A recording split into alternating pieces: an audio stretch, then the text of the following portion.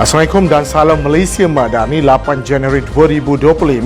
Kembali membicarakan 5 berita pilihan dalam berita 5 at 5. Ahli Majlis Kerja Tertinggi UMNO Datuk Seri Jamil Khair Baharu mendakwa PAS bersikap tidak jujur dan munafik dalam tindakan politik mereka, termasuk isu sokongan terhadap Datuk Seri Najib Tun Razak.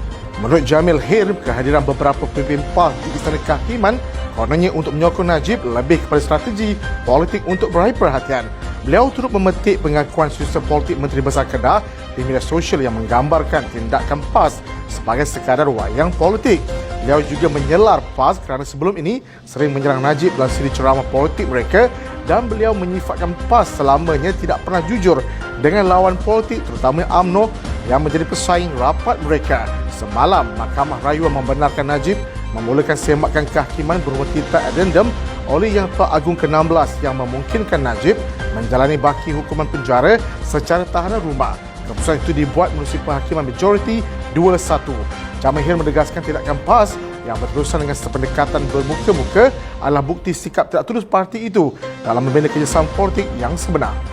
Keputusan Mahkamah Rayuan pada Isnin lalu memberi kemenangan penting kepada bekas Perdana Menteri Datuk Seri Najib Tun Razak apabila pimpinan hakim membenarkan rayuannya untuk memulakan prosedur semakan kehakiman berkaitan titah addendum.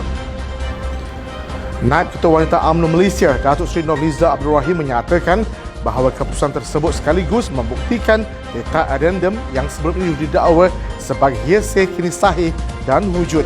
Menurut Nurliza, tindakan Presiden UMNO memperjuangkan kebenaran menunjukkan keberanian beliau mempertaruhkan nasib politik demi menegakkan keadilan untuk Datuk Seri Najib Tun Abdul Razak.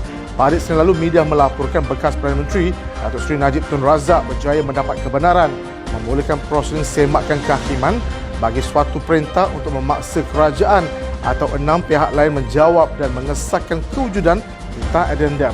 Keputusan Mahkamah Rayuan diumumkan oleh panel 3 hakim yang dipengerusikan Datuk Azizah Nawawi dengan majoriti 2-1. Hakim Datuk Seri Muhammad Firuz Jefril memerintahkan kes tersebut dikembalikan ke Mahkamah Tinggi untuk diputuskan berdasarkan merit. Ketua UMNO Bahagian Langkawi Datuk Nasifuddin Najib merakamkan penghargaan atas sokongan padu rakyat Malaysia, khususnya ahli UMNO terhadap perjuangan menegakkan keadilan untuk bekas Perdana Menteri Datuk Seri Najib Tun Razak. Menurut beliau, sokongan moral yang diterima bukan sahaja memberikan kekuatan kepada keluarganya, tetapi juga mencerminkan solidariti yang mampu memperkukuhkan prinsip keadilan negara.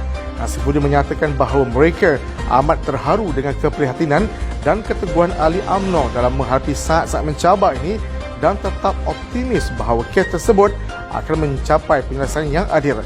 Terdahulu, Mahkamah Rayuan membenarkan Najib memulakan semakan kehakiman berumur titah addendum oleh Yang Tua Agung ke-16 untuk menjalani baki hukuman penjara melalui tahanan di rumah.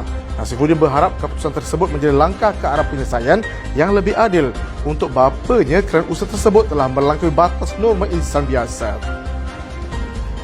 Esko Kerajaan Negeri Johor Datuk Muhammad Jafni Mat Syukur menegaskan komitmen kerajaan negeri dalam memastikan kebajikan rakyat terus terpelihara melalui pelbagai inisiatif pembangunan dan bantuan. Beliau berkata demikian selepas meninjau projek pembinaan bumbung di gelanggang futsal Taman Desa dan tempat letak kenderaan di Taman Mewah yang mendalam kos RM956,702 dan telah disiapkan oleh Majlis Perbankan Kulai pada Disember lalu. Beliau memaklumkan projek tersebut mencerminkan usaha berterusan untuk menyediakan infrastruktur yang lebih baik demi keselesaan rakyat. Dalam program berasingan, Muhammad Jafni memaklumkan bahawa program bakul kasih Johor terus dilaksanakan dengan lebih 400 bakul bantuan diserahkan pada penerima di kawasan Bandar Putra. Program tersebut menyediakan barangan asas seperti beras, minyak masak dan gula untuk membantu golongan yang memerlukan. Beliau pada masa sama turut menghadirkan diri dalam acara apresiasi Tabika Kemas Daerah Kulai untuk meraihkan kejayaan anak-anak yang tamat pengajian. Malaysia secara rasmi melancarkan kempen Visit Malaysia 2026 dengan sasaran menarik 35.6 juta pelancong antarabangsa dan menjana pendapatan pelancongan sebanyak RM147.1 bilion. Timbalan Perdana Menteri Datuk Seri Dr. Ahmad Zaid Hamidi berkata Visit Malaysia 2026 merupakan platform utama untuk mempromosikan keunikan budaya dan alam semula jari negara kepada dunia.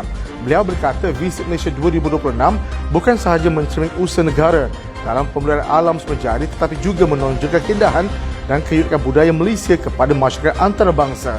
Sementara itu, Perdana Menteri mengarahkan agar semua kementerian memastikan tiada negeri dipinggirkan dalam aspek pelancongan, pelaburan dan ekonomi sepanjang pelaksanaan Visit Malaysia 2026. Visit Malaysia 2026 dijangka menjadi pendekatan baru dalam menjadikan Malaysia destinasi pelancongan utama dunia dan merangsang perkembangan sektor pelancongan secara menyeluruh. Sekian daripada saya, Muhammad Saiful Muhammad Sahad. Jangan lupa temu janji kita Isnin hingga Jumaat jam 5 petang, 5 berita pilihan hanya di Berita 5 at 5. Assalamualaikum dan salam Malaysia Madani.